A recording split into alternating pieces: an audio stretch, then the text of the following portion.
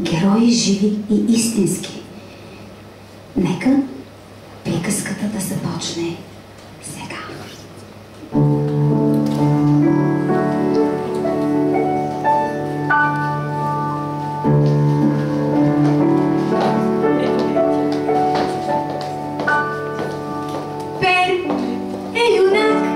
Театралния свят получи си той псевдоним като млад, че име Аспежата не пасва въобще за театър и той леко достойно прие.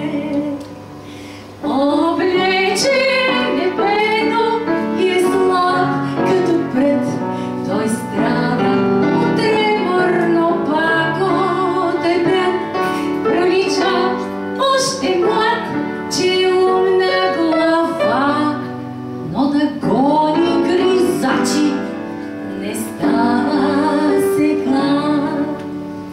Той не е потеран, негативен период, но е бил по-известен в нашия род и с много приятели среща се пак за поредният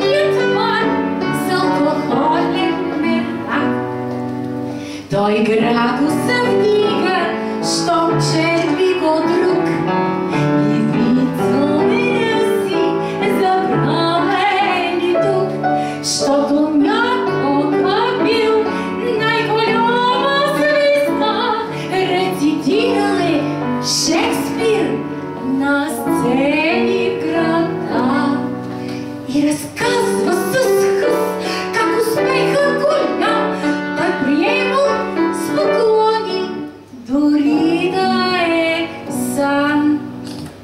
Но коронният номер бил, както твърди, на огъни жупел в звяр без зъби.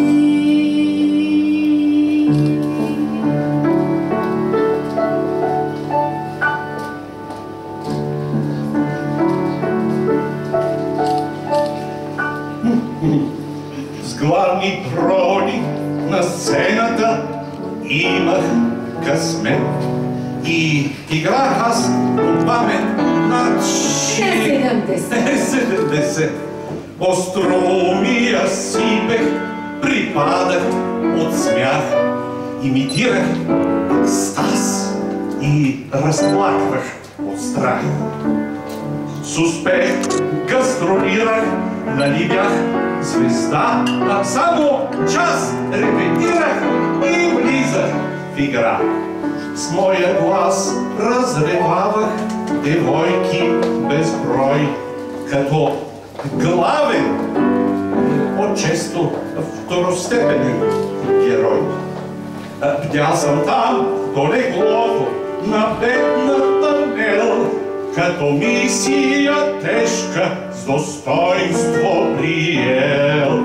А с пантомима в сезона изкарвах пари и веднъж съм стажувал при сър Гилгуд дори.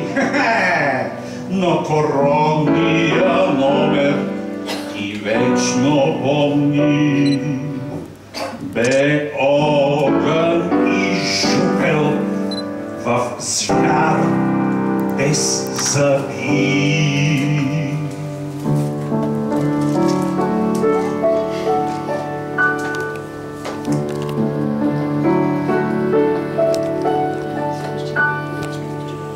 А пък после, що някой почеби същи, ще разкаже за роля в театър Мерлин и за Шекспир на сцена в синхронен повял, що актьорът играл за това попадал. Днес твърдя, че актьори не подготвят въобще. Та кралица Виктория, помнят ли те? В истинска трупа успеха гони. Друго няма пред теб, само празни мечти. И разказва в увлечение театърът беше на времето цар. Модерни пиеси се харчат безброй, но те как ще се мерят с моя герой?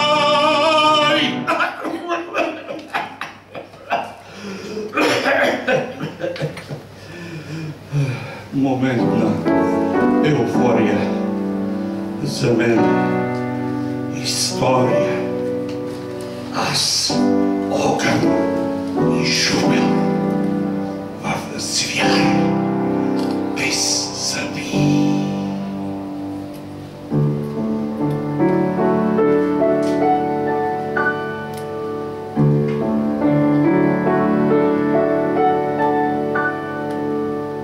От своите роли припомням една. В театър дете аз спасих от беда. И съм още във форма да дам като дар пак ръмжене страхотно на призрака стар. Аз играл съм грол тигър и пак съм готов. И пак съм готов.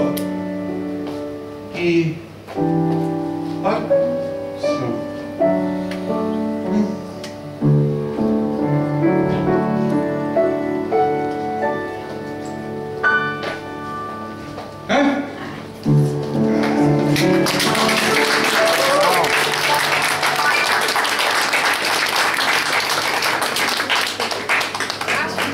Браво!